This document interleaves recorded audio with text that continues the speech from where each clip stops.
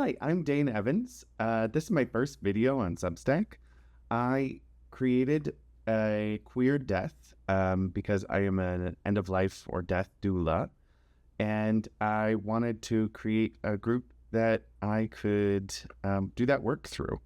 And one of the things that I do is I make these little zines. This is my first one that I ever made.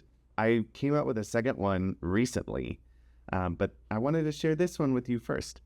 You can read it on my Substack for free, but if you wanted to, do a paid subscription, that would help me out. The work I do does not pay. So, but I wanted to read through this with you. So this is, it says, a queer death. What is eco-grief? And I drew all these little drawings. First, there's a care warning, just because sometimes the topic of death is really intense. And especially when we're talking about the environment. This says, we're going to get into our feelings, right?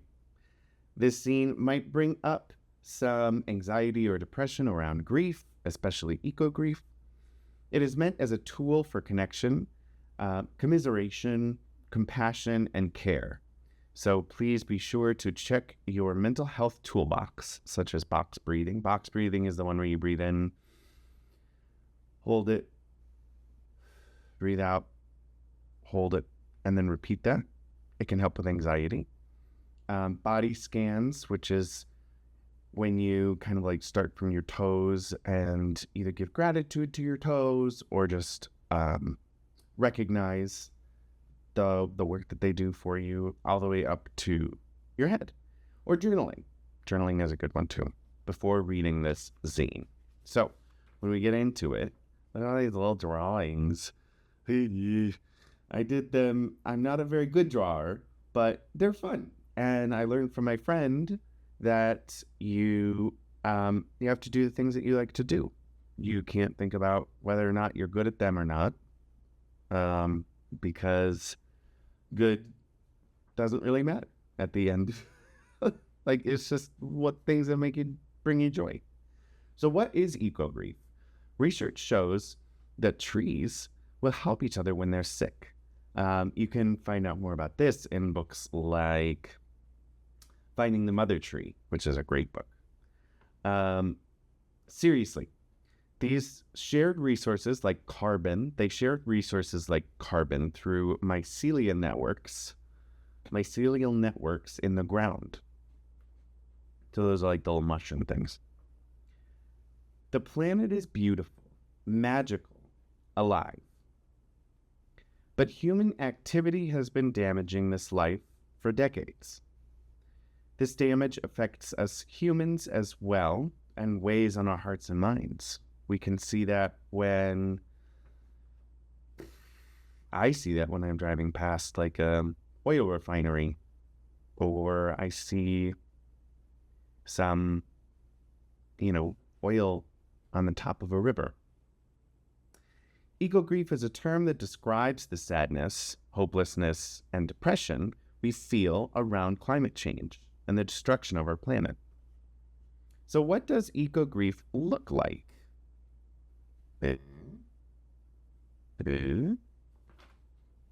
Eco-grief can look like many things. Some feel an unshakable sense of loss, seeing their immediate surroundings changing. So we can see that with the warming climate, the intensity of the climate changing. Some live with anxiety around the news we see and hear about the loss of habitats. So if you're someone who goes on the news a lot, you might feel a lot of anxiety around this type of thing. The extinction of species, the impact of climate on climate refugees. Climate refugees are people who had to leave their homes because of climate change. And there are climate refugees all over the world, including in the United States. Some are struggling with health or housing challenges. For me, eco-grief is a depression I feel when I look at a stretch of dead trees taken out by insects who thrive in the shorter winters and warmer summers. That happened up north in the Upper Peninsula of Michigan, where it used to be just endless forest and trees. And we went up there a few years ago, and it was a lot less, unfortunately. It was, yeah, a lot of dead trees, and they were saying that it was an insect that usually doesn't mess with the trees as much, but because of the warming climate, they stayed longer and did more damage. It's a helplessness I feel when I go to the grocery store and can't find a vegetable that isn't wrapped in plastic. My gosh, stop. Why? We're like, when you see we got cucumbers the other day, and it was like 4 little cucumbers in styrofoam with plastic wrap. We don't need that. It's a dread I feel when I see foam collecting at the top of a body of water because of chemicals that will never break down, like the PFAS and PFOA, which is a big problem in parts of Michigan. I mean, I think it's a big problem everywhere, but in parts of Michigan, they can't even drink their water. I know someone who has to get water shipped to them even to cook and clean and shower in. It's so dangerous. So who does eco-grief affect? And so, look at I love this one. This one's like oh, I drew these from pictures that I took. That's how I got the pictures. Eco-grief can affect anyone, but it has a bigger impact on low-income folks, Black folks, Indigenous folks, trans folks, and other oppressed communities. And this is for multiple reasons. Oppressed communities have limited to no access to to quality health care and housing options. So if you get sick from the water, for example, the story that I mentioned about the person who can't afford, or whose water is so dangerous that she can't drink it. And we can also think about the people of Flint, Michigan, the people in Detroit, Michigan, also, where water is so expensive that they can't even afford it. Climate change is creating many health problems for folks, impacting physical, mental, and spiritual health. It is also driving people from their homes and communities. The stress and anxiety of these inequalities is also detrimental to health. So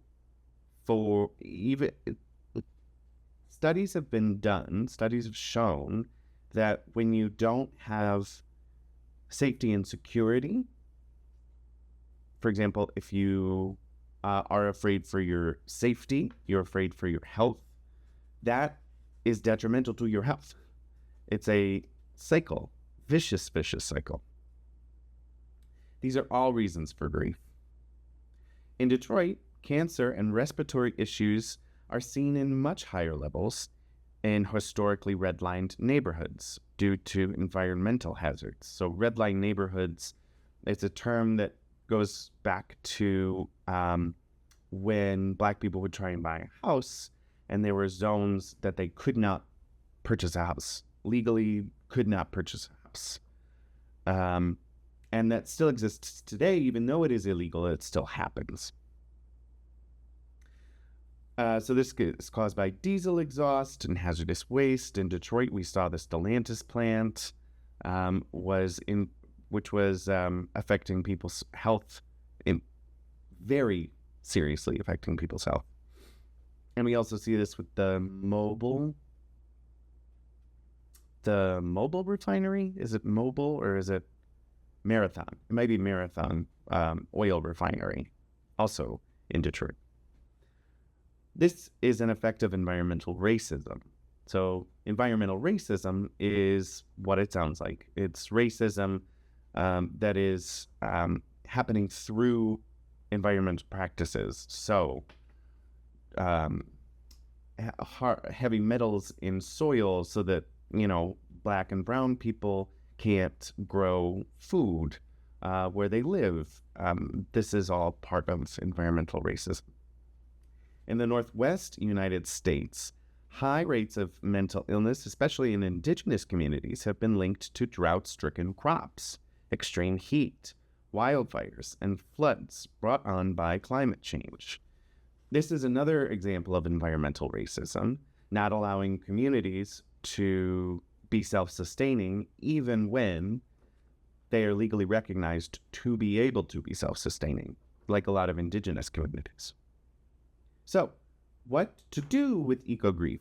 This is a call to action. Pine trees are my favorite. Okay, I bet reading all this hasn't made you feel any easier about eco-grief. Sorry about that.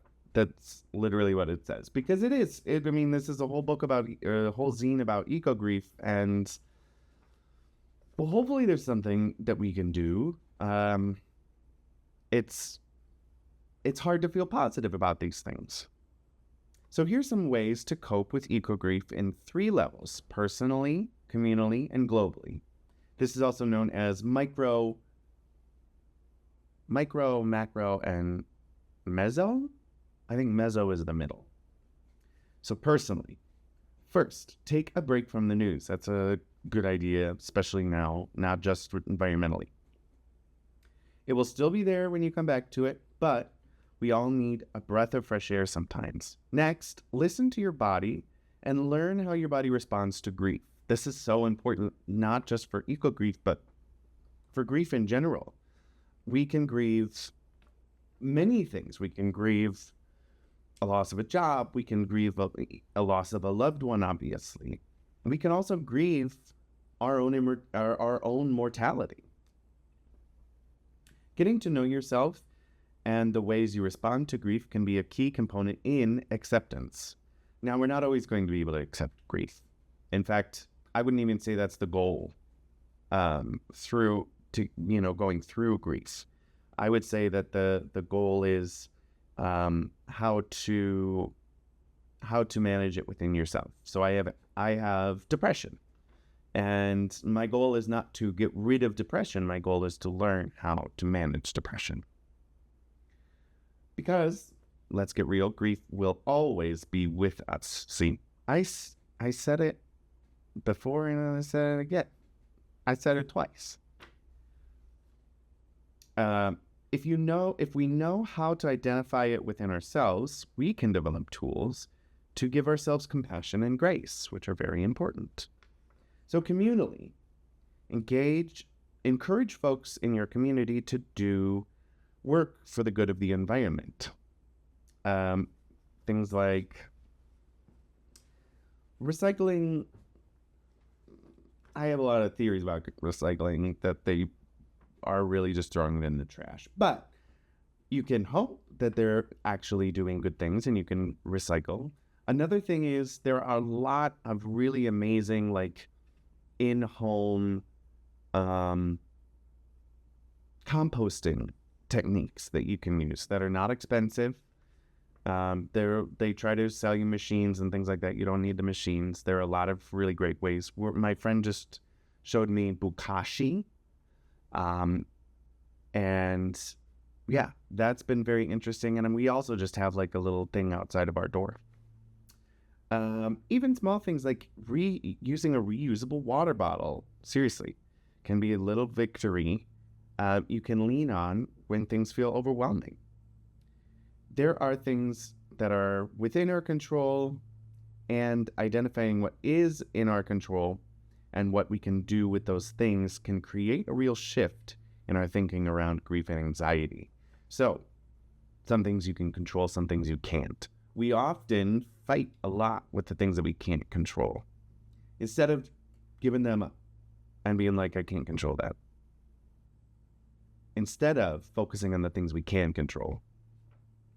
And now globally, look at the mushrooms. I love those little mushrooms. They're not mushrooms. Maybe they are. They grow on trees. I don't know if they're mushrooms. Shelves? They're little shelves. I forget what they're called. What can you do for your global community? If you have the means, donate to an environmental action group. Donating can do a lot of good, but you really have to find a good uh, organization. A lot of the organizations that we know by name because they spend so much money in marketing and all these things. So it's not really going to the good that the organization should be doing. So I would always look at, like, I don't love Charity Navigator just because I think that there's bias in it, but you can look through on Charity Navigator. You can look through like how much they're paying their CEO or their executive director. These are good, if they're making $500,000 a year while, habitat's being destroyed, well, that's not great. If you have the ability to participate in a climate march, marches require numbers, and showing your numbers and showing your support is always a good thing. Being hand in hand, arm in arm with others who share your grief can be a healthy way to alleviate it, like in climate marches. Though it can also be overwhelming to be surrounded by grief and anxiety. So again, listen to your body. And this is the QR code for the sources. But I think that QR code is probably broken now because I changed over to Substack. But the next one will be good. It will work. So I just wanted to give you that little, walkthrough of the zine that I created about eco-grief. And the next zine that I did is about dying as a queer person, how death and dying is different when you are a queer person. And I will be walking through that one next. So until then, please, I don't know what you do on Substack. Subscribe. Please subscribe. That would be amazing. I would love that. And I hope to see you here again soon. Bye.